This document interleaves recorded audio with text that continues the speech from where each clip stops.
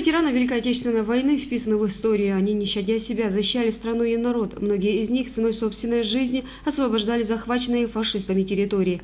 Из Ингушетии, по некоторым данным, на фронт ушли около 20 тысяч человек. Шервани Костоев один из них. Он был лучшим летчиком советской армии. Военное дело любил с самого детства. Но чтобы достичь поставленной цели, Шервани Костоеву пришлось преодолевать определенные трудности. Закончив школу, он поступил в авиашколу. Но проучившись 8 месяцев, его отчислили, потому что он был несовершеннолетний. Но он был настолько настойчив, что, исправив свой паспорт, он все равно поступил в авиашколу. Потом он,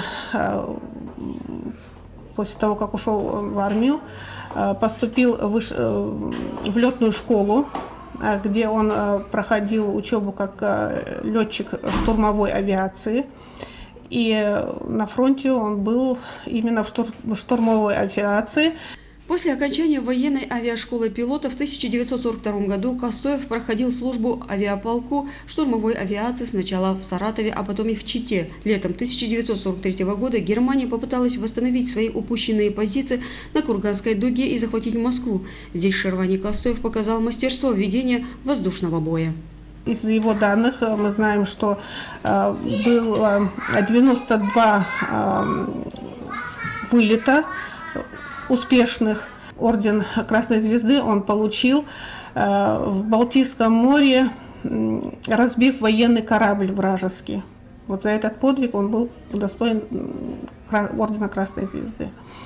И жизнь этого человека трагически оборвалась в 1949 году. Шервани Костоев погиб при исполнении служебных обязанностей. У него остались жена и сын, которые проживают в Риге. Он был награжден орденами Отечественной войны первой и второй степени, Красного Знамени, Красной Звезды, медалями за взятие Кёнигсберга, за взятие Берлина. В июле 1995 года указом президента России ему присвоили звание Героя Российской Федерации посмертно.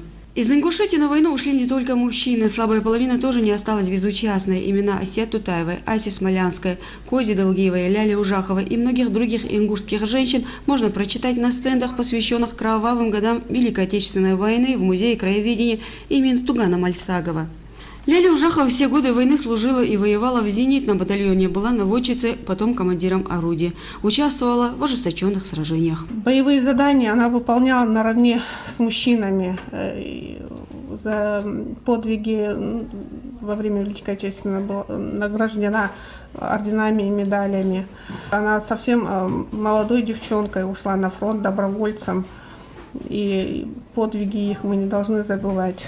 Имена этих и многих других их боевых товарищей, не вернувшихся с фронта, в памяти каждого. Они отвоевывали мир, они отдали здоровье, красивые годы жизни, а многие из жизни за то, чтобы подрастающее поколение жили в мире и в согласии. Фатима Катиева, Мосор Гагиев, Рамазан Ахильгов, Вести Ингушетии.